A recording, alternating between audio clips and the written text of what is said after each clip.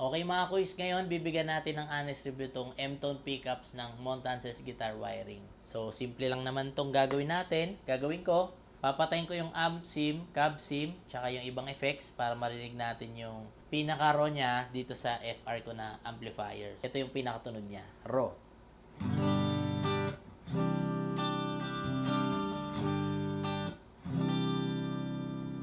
Yun. So, gamit natin is yung neck pickup. Next, yung neck mid.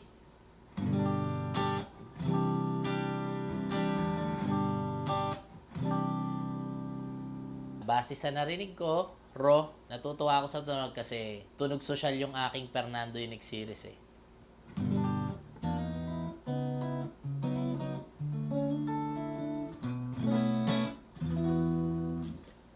Wala pang nakalagay na kahit ano. Medyo malinamnam na yung tunog niya. Move on tayo. Mid pickups.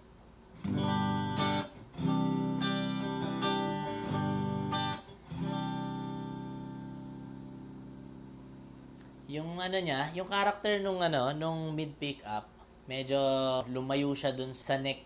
Parang pagdating dito sa mid, medyo parang bumuka siya ng konti.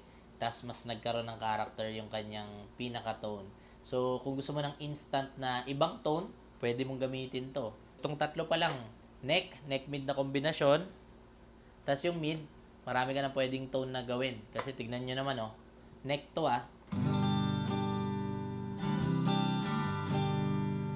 Punta tayo sa mid.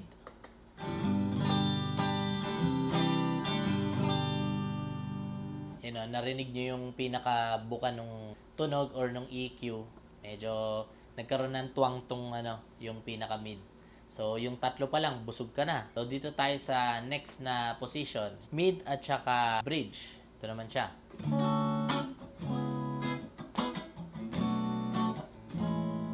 Ito naman, mga pangkaskas.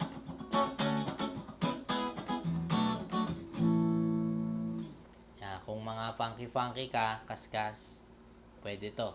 Ako, ginagamit ko naman to sa mga piling kanta lang din, pero hindi sa kaskas eh. Ang kaskas ko kasi madalas neck o kaya itong yung neck mid. Pagka talagang kailangan kong lumusot naman, doon lang ako eto, yung pangalawa, o kaya mid. So, depende sa kanta. Next, pakinggan natin yung pinakakagat ng bridge pickup niya. Ito. So, ang gawin natin comparison, mag-neck pickup muna tayo.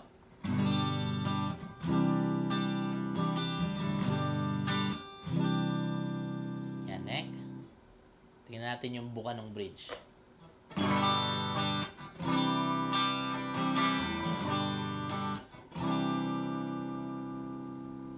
Yun. So, maririnig nyo rin yung pagbuka ng pinaka-bridge niya.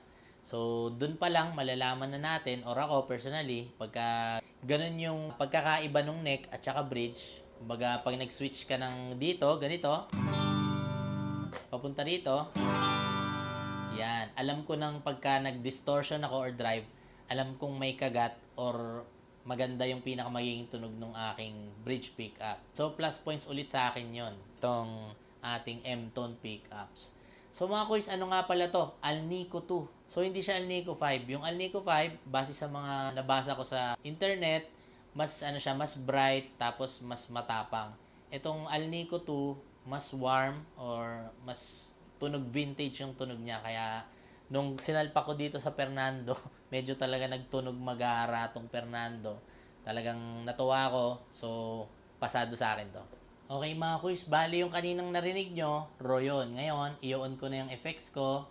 Kasi ito lang talaga yung pinaka timpla ko, lalo na pag tumutugtog para sa ibang artist or ibang banda. Ito yung pinaka default ko.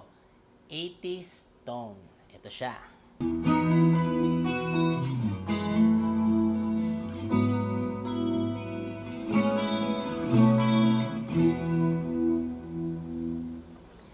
Neck pickup yon. Tapos, ito yung madalas kong ginagamit talaga. Yung kombinasyon ng neck at saka mid.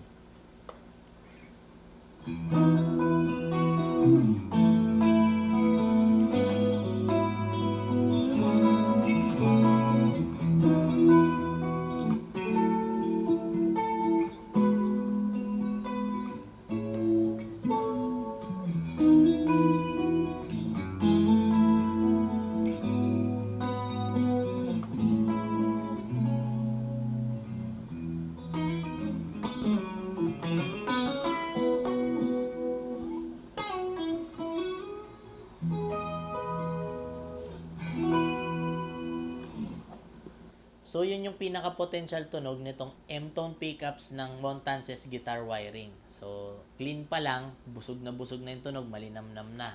Ang ganda, lalo na pagka nilagay mo sa simpleng gitara, kagaya nito, Fernando Unique Series.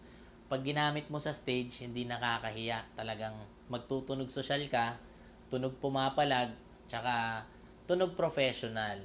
So yun mga kuys, maglalabas pa ako ng ibang mga videos nitong M-tone pickups. Gagamitin pa natin or itetest pa natin siya dun sa mga drive. Tapos, dadalhin din natin to sa gig. Pagka may tugtog ako, itong gagamitin ko. Para mas marinig nyo yung pinaka-potential pa nitong pickups na to. So, ayun, overall, maririnig nyo naman kung goods o hindi. So, para sa akin, personal opinion ko, pasado or magandang upgrade pa to. Lalo na sa simpleng gitara kagaya nito. So, yun lang mga kuys. Sana may natutunan kayo sa video na to or nagustuhan nyo. Ingat palagi. Peace.